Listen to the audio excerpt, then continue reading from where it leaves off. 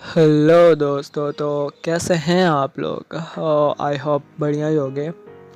तो चलिए आज के टॉपिक पे आते हैं। आज का जो हमारा टॉपिक है वो बहुत ही इंटरेस्टिंग है। आई होप आपको भी सुन के अच्छा लगेगा बिकॉज जनसंख्या नियंत्रण कानून पर सुप्रीम कोर्ट में सुनवाई के दौरान केंद्र सरकार ने जवाब दाखिल करने के लिए 4 सप्ताह का समय मांगा है। अब इस मामले में अगली सुनवाई 14 अगस्त को होगी। सुप्रीम कोर्ट ने जनसंख्या नियंत्रण कानून की मांग वाली याचिका पर सुनवाई करते हुए केंद्र सरकार को 10 जनवरी को नोटिस जारी किया था और यह याचिका भाजपा नेता और अधिवक्ता अश्विनी उपाध्याय ने दायर की है। भाजपा के नेता है, तो देखते हैं कि इसके दलीलें क्या क्या हैं। तो उपाध्याय ने अपनी याचिका में कहा है कि 50% से ज़्यादा समस्याओं का मूल कारण जनसंख्या विस्फोट है। इट मीन्स कि बढ़ती हुई पॉपुलेशन। और सही है कि यही है मेन प्रॉब्लम। इंडिया की मेन प्रॉब्लम तो यही है। संसद विधानसभा में समस्याओं पर खूब आरोप प्रत्यारोप और तू मैं होता है, लेकिन समस्याओं के मूल कारण और उनके स्थायी समाधान पर चर्चा नहीं होती है। समस्याओं का स्थायी समाधान करने की बजाय क्षणिक और अस्थायी समाधान किया जा रहा है, इसलिए उन्हीं समस्याओं की बार बार पुनरावृत्ति हो रही है। तो सही है ना, जब तक एक प्रॉब्लम सोल्व नहीं करोगे, उस पर खाली चर्चा ही करोगे तो बार बार वो प्रॉब्लम आने ही वाली है। उपाध्याय के अनुसार हजारों साल पहले भगवान राम ने हम दो हमारे दो नीति लागू की और जनता को स्पष्ट संदेश देने के लिए लक्ष्मण, भरत और शत्रुघ्न ने भी हम दो हमारे दो नियम का पालन किया था। ओह, मतलब ये तो सच में मुझे नहीं पता था कि ये सब भी कभी हुआ था।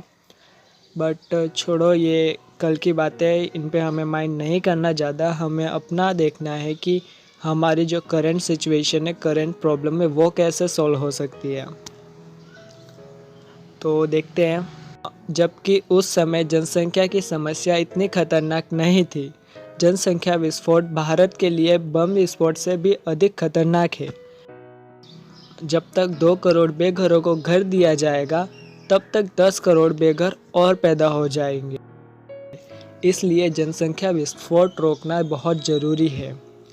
एक कठोर और प्रभावी जनसंख्या नियंत्रण कानून लागू किए बिना, ये तो सही है, बिना स्वच्छ भारत, स्वस्थ भारत, साक्षर भारत, संपन्न भारत, समृद्ध भारत, सबल भारत, सशक्त भारत, सुरक्षित भारत, समावेशी भारत, स्वावलंबी भारत, स्वाभिमानी भारत, संवेदनशील भारत तथा भ्रष्टाचार और अपराध मुक्त भारत का निर्माण मुश्किल ही नहीं, नामुमकिन है। मैं पूरी तरह से सहमत हूँ इस बात पे, क्योंकि दैट्स अ फैक्ट। आगे आगे देखते हैं। याचिकाकर्ता का है कि राजनीतिक दलों के नेता, सांसद और विधायक ही नहीं, बल्कि बुद्धिजीवी, समाजशास्त्री, पर्यावरणवादी, लेखक, शिक्षाविद, न्यायविद, विचारक और वरिष्ठ पत्रकार भी इस बात से सहमत है कि देश की 50% से ज़्यादा समस्याओं का मूल कारण जनसंख्या विस्फोट है। टैक्स देने वाले हम दो हमारे दो नियम का पालन करते हैं, लेकिन मुफ्त में रोटी, कपड़ा, मकान लेने वाले जनसंख्या विस्फोट कर रहे हैं। इसलिए तत्काल एक प्रभावी जनसंख्या नियंत्रण कानून बनाना चाहिए। कानून मजबूत और प्रभावी होना चाहिए और जो व्यक्ति इसका उल्लंघन करे उसका राशन कार्ड, वोटर कार्ड, आधार कार्ड, बैंक खाता, बिजली कनेक्शन और मोबाइल कनेक्शन बंद होना चाहिए। तो ये एक बहुत ही बड़ा स्टेप है, बहुत ही अच्छा स्टेप है। मैं कहूँगा ये मुद्दा उठाना चाहिए, इस बिल को पास करवाना ही चाहिए। और आगे देखते हैं। इसके साथ ही कानून तोड़ने वालों पर सरकारी नौकरी करने, चुनाव लड़ने, राजनीतिक पार्टी बनाने और पार्टी पदाधिकारी बनने पर आजीवन प्रतिबंध होना चाहिए। वाह, क्या ये सच में भारत में होगा? मतलब ये एक सपने जैसा लग रहा है कि ये सब हो सकता है। ऐसे लोगों को सरकारी स्कूल और सरकारी हॉस्पिटल सहित अन्य सभी सरकारी सुविधाओं से वंचित करना चाहिए और 10 साल के लिए जेल भेजना चाहिए। कसम से अगर ये हो गया ना, तो भारत नहीं, इंद्रप्रस्थ बन जाएगा मेरे लिए। उपाध्याय के अनुसार वर्तमान समय में 125 करोड़ भारतीय के पास आधार है। लगभग 20% अर्थात 25 करोड़ नागरिक, विशेष रूप से बूढ़े और बच्चे, बिना आधार कार्ड के हैं। इसके अतिरिक्त लगभग 5 करोड़ बांग्लादेशी और रोहिंग्या घुसपैठियों के अवैध रूप से भारत में रहते हैं। इससे स्पष्ट है कि भारत की जनसंख्या 125 करोड़ नहीं, बल्कि 150 करोड़ से भी ज़्यादा है। और जनसंख्या के मामले में भारत अब चीन से आगे है। ये मुझे नहीं पता था। वाह, कांग्रेट्स कांग्रेट्स, सबको बधाई, भारत जनसंख्या के मामले में चीन से आगे है। वाह। यदि संसाधनों की बात करें तो भारत का क्षेत्रफल दुनिया का 2% है, पीने योग्य पानी मात्र 4% है, लेकिन जनसंख्या दुनिया की 20% है। अब इसका क्या कर सकते हैं। चीन का क्षेत्रफल और यहाँ कुछ क्षेत्रफल दिए हैं, चीन का, अमेरिका का और भारत का, जिसमें कि सबसे कम भारत का है, लेकिन सबसे ज़्यादा आबादी भारत की है। तो और जनसंख्या के मामले में भी भारत बहुत तेज़ी से आगे बढ़ रहा है। तो ऐसे में इस कानून का जल्द से जल्द लागू करना बहुत ही सही रहेगा। या फिर अगर ये कानून लागू नहीं हुआ तो भारत की हालत दिन पर दिन बिगड़ती जाएगी। ये कोई इंडिविजुअल थॉट या फिर खाली कोई इंडिविजुअल कर सकता है, वो कम है ही नहीं। याचिकाकर्ता के अनुसार जल, जंगल और जमीन की समस्या, रोटी, कपड़ा और मकान की समस्या, गरीबी, बेरोजगारी और कुपोषण की समस्या, वायु, जल, मृदा और ध्वनि प्रदूषण की समस्या, कार्बन वृद्धि और ग्लोबल वार्मिंग की समस्या, अर्थव्यवस्था की धीमी रफ्तार की समस्या, चोरी, लूट और झपटमारी की समस्या तथा थाना, तहसील, हॉस्पिटल और स्कूल में भीड़ की समस्या का मूल कारण, पॉइंट टू बी नोटेड, जनसंख्या विस्फोट है। अब लोग कहते हैं कि हमें यहाँ जाके इतनी भीड़ है, लाइनों में खड़े रहना पड़ता है, ये करना पड़ता है, तो करना ही पड़ेगा। इतनी सारी जनसंख्या वो कहाँ जाएगी। सड़क, रेल और जेल में भीड़ की समस्या, ट्रैफिक जाम और पार्किंग की समस्या, बलात्कार और व्यभिचार की समस्या, आवास और कृषि विकास की समस्या, दूध, दही, घी में मिलावट की समस्या, फल सब्जी में मिलावट की समस्या, रोड एक्सीडेंट और रोड रेज की समस्या, बढ़ती हिंसा और आत्महत्या की समस्या, अलगाववाद और कट्टरवाद की समस्या, आतंकवाद और नक्सलवाद की समस्या, मुकदमों के बढ़ते अंबार की समस्या, अनाज की कमी और भूखमरी की समस्या का मूल कारण सिर्फ और सिर्फ जनसंख्या विस्फोट है। जेल में बंद अपराधियों, विशेष रूप से बलात्कारियों और भाड़े के हथियारों पर सर्वे करने से पता चलता है कि 80% से अधिक अपराधी ऐसे हैं जिनके माँ बाप ने हमारे दो नियम का पालन नहीं किया। इन तथ्यों से स्पष्ट है कि भारत की 50% से अधिक समस्याओं का मूल कारण जनसंख्या विस्फोट है। अंतर्राष्ट्रीय रैंकिंग में भारत की दयनीय स्थिति का मुख्य कारण भी जनसंख्या विस्फोट है।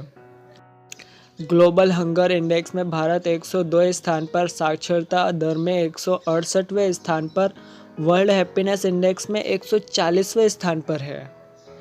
ह्यूमन डेवलपमेंट इंडेक्स में 129वें स्थान पर, सोशल प्रोग्रेस इंडेक्स में 53वें स्थान पर, यूथ डेवलपमेंट इंडेक्स में 134वें स्थान पर, होमलेस इंडेक्स में 8वें स्थान पर, लिंग असमानता इंडेक्स में 76वें स्थान पर, न्यूनतम वेतन में 64वें स्थान पर, रोजगार दर में 42वें स्थान पर, क्वालिटी ऑफ लाइफ इंडेक्स में 43वें स्थान पर, फाइनेंशियल डेवलपमेंट इंडेक्स में 91वें स्थान पर, लेकिन ज़मीन से पानी निकालने के मामले में पहले स्थान पर है, जबकि पीने योग्य पानी दुनिया के मात्र 4% है। उपाध्याय ने अपनी याचिका में कहा कि 1976 में संसद के दोनों सदनों में विस्तृत चर्चा और विचार विमर्श के बाद 42वां संविधान संशोधन विधेयक पास हुआ था और संविधान की 7वीं अनुसूची की तीसरी सूची, समवर्ती सूची, में जनसंख्या नियंत्रण और परिवार नियोजन जोड़ा गया। 42वें संविधान संशोधन द्वारा केंद्र सरकार के साथ ही साथ सभी राज्य सरकारों को भी जनसंख्या नियंत्रण और परिवार नियोजन के लिए कानून बनाने का अधिकार दिया गया। 42वां संविधान संशोधन 3 जनवरी 1977 को लागू हुआ था, लेकिन वोट बैंक राजनीति के कारण 43 साल बाद भी एक कठोर और प्रभावी जनसंख्या नियंत्रण कानून नहीं बनाया गया, जबकि देश की 50% से अधिक समस्याओं का मूल कारण जनसंख्या विस्फोट है। उपाध्याय के अनुसार वर्तमान समय में भारत में प्रतिदिन 70,000 बच्चे पैदा हो रहे हैं। 70,000 बच्चे, अर्थात 2020 में 2.5 करोड़ बच्चे पैदा होंगे और भारत ही नहीं बल्कि किसी भी देश के लिए हर साल 2.5 करोड़ नए रोजगार पैदा करना मुश्किल ही नहीं नामुमकिन है। चीन ने पहले हम दो हमारे दो नीति को अपनाया और फिर हम दो हमारे एक नियम को कड़ाई से लागू किया और लगभग 60 करोड़ बच्चों को पैदा होने से रोक दिया। इसलिए वह आत्मनिर्भर ही नहीं बल्कि विश्व महाशक्ति भी बन गया, जबकि भारत आज भी गरीबी, बेरोजगारी, कुपोषण और प्रदूषण से लड़ रहा है। एक कठोर और प्रभावी जनसंख्या नियंत्रण कानून लागू किए बिना भारत को आत्मनिर्भर और विश्व गुरु बनाना मुश्किल ही नहीं नामुमकिन है। जनसंख्या विस्फोट रोकने के साथ ही साथ अलगाववाद, आतंकवाद, नक्सलवाद, संप्रदायवाद, कट्टरवाद, जातिवाद, भाषावाद, क्षेत्रवाद तथा काला जादू, पाखंड, अंधविश्वास, धर्मांतरण तथा रोहिंग्या और बांग्लादेश से घुसपैठ रोकने के लिए भी कठोर और प्रभावी कानून बनना जरूरी है। भारत की 50% समस्याओं का मूल कारण भ्रष्टाचार है। इसलिए घूसखोरी, कमीशनखोरी, मुनाफाखोरी, जमाखोरी, मिलावटखोरी, कालाबाजारी, टैक्स चोरी, मानव तस्करी, नशा तस्करी, घटौली, नक्काली, हवालाबाजी, कबूतरबाजी तथा कालाधन, बेनामी संपत्ति और आय से अधिक संपत्ति को समाप्त करने के लिए भी कठोर और प्रभावी कानून बनाना अति आवश्यक है। प्रत्येक वर्ष 5 जून को विश्व पर्यावरण दिवस और 2 दिसंबर को राष्ट्रीय प्रदूषण नियंत्रण दिवस मनाया जाता है। पर्यावरण संरक्षण और प्रदूषण नियंत्रण के लिए पिछले 5 साल से विशेष प्रयास भी किया गया है, लेकिन आंकड़े बताते हैं कि वायु, जल, ध्वनि और मृदा प्रदूषण की समस्या कम नहीं हो रही है और इसका मूल कारण जनसंख्या विस्फोट है। जनसंख्या विस्फोट के कारण वायु प्रदूषण, जल प्रदूषण, मृदा प्रदूषण और ध्वनि प्रदूषण बढ़ता ही जा रहा है। इससे स्पष्ट है कि एक कठोर और प्रभावी जनसंख्या नियंत्रण कानून के बिना स्वस्थ और आत्मनिर्भर भारत अभियान का सफल होना मुश्किल है। याचिकाकर्ता के मुताबिक संयुक्त राष्ट्र संघ के निर्देशानुसार प्रत्येक वर्ष 25 नवंबर को महिला हिंसा उन्मूलन दिवस मनाया जाता है, लेकिन महिलाओं पर हिंसा बढ़ती जा रही है और इसका मुख्य कारण जनसंख्या विस्फोट है। बेटी पैदा होने के बाद महिलाओं पर शारीरिक और मानसिक अत्याचार किया जाता है, जबकि बेटी पैदा होगी या बेटा या महिला नहीं बल्कि पुरुष पर निर्भर करता है। कुछ लोग 3-4 बेटियां पैदा होने के बाद पहली पत्नी को छोड़ देते हैं और बेटे की चाह में दूसरा विवाह कर लेते हैं। बेटियों को बराबरी का दर्जा मिले, बेटियों का स्वास्थ्य ठीक रहे, बेटियां सम्मान सहित जिंदगी जिए तथा बेटियां खूब पढ़े और आगे बढ़े, इसके लिए एक कठोर और प्रभावी जनसंख्या नियंत्रण कानून के बिना बेटी बचाओ बेटी पढ़ाओ अभियान तो सफल हो सकता है, लेकिन विवाह के बाद बेटियों पर होने वाले अत्याचार को नहीं रोका जा सकता। बेटा बेटी में गैर बराबरी बंद हो, उन्हें बराबर सम्मान मिले, बेटियां पढ़े, बेटियां आगे बढ़े और बेटियां सुरक्षित भी रहें, इसके लिए एक कठोर और प्रभावी जनसंख्या नियंत्रण कानून बनना अति आवश्यक है। उपाध्याय ने याचिका में दलील दी है कि अटल जी द्वारा बनाए गए 11 सदस्यीय संविधान समीक्षा आयोग ने 2 साल तक देशव्यापी विस्तृत विचार विमर्श के बाद संविधान में आर्टिकल 47A जोड़ने और जनसंख्या नियंत्रण कानून बनाने का सुझाव दिया था, जिसे आज तक लागू नहीं किया गया। अब तक 125 बार संविधान संशोधन हो चुका है, 5 बार सुप्रीम कोर्ट का फैसला भी बदला जा चुका है। सैकड़ों नए कानून बनाए गए, लेकिन देश के लिए सबसे ज़्यादा जरूरी जनसंख्या नियंत्रण कानून नहीं बनाया गया।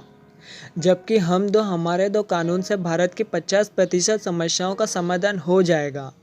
अटल जी द्वारा 20 फरवरी 2000 को बनाया गया संविधान समीक्षा आयोग भारत ही नहीं बल्कि विश्व का सबसे प्रतिष्ठित आयोग है। सुप्रीम कोर्ट के मुख्य न्यायाधीश जस्टिस वेंकटचलैया, इसके अध्यक्ष तथा जस्टिस सरकारिया, जस्टिस जीवन रेड्डी और जस्टिस पुनैया इसके सदस्य थे। भारत के पूर्व अटॉर्नी जनरल और संविधान विशेषज्ञ केशव पराशरन तथा सोली सोराब जी और लोकसभा के पूर्व महासचिव सुभाष कश्यप इसके सदस्य थे। पूर्व लोकसभा अध्यक्ष शर्मा जी के इसके सदस्य थे। सदस्य सुमित्रा जी भी इस आयोग की सदस्य थी। वरिष्ठ पत्रकार CR ईरानी और अमेरिका में भारत के राजदूत रहे वरिष्ठ नौकरशाह आबिद हुसैन इसके सदस्य थे। वेंकटचलैया आयोग ने 2 साल तक सभी संबंधित पक्षों से विस्तृत विचार विमर्श के बाद 31 मार्च 2002 को अपनी रिपोर्ट केंद्र सरकार को सौंपी थी। इसी आयोग की सिफारिश पर MNREGA, right to education, right to information और राइट टू फूड जैसे महत्वपूर्ण कानून बनाए गए, लेकिन जनसंख्या नियंत्रण कानून पर संसद में चर्चा भी नहीं हुई। इस आयोग ने मौलिक कर्तव्यों को प्रभावी ढंग से लागू करने के लिए भी महत्वपूर्ण सुझाव दिया था, जिसे आज तक लागू नहीं किया गया। वेंकटचलैया आयोग द्वारा चुनाव सुधार, प्रशासनिक सुधार और न्यायिक सुधार के लिए दिए गए सुझाव भी आज तक लंबित हैं।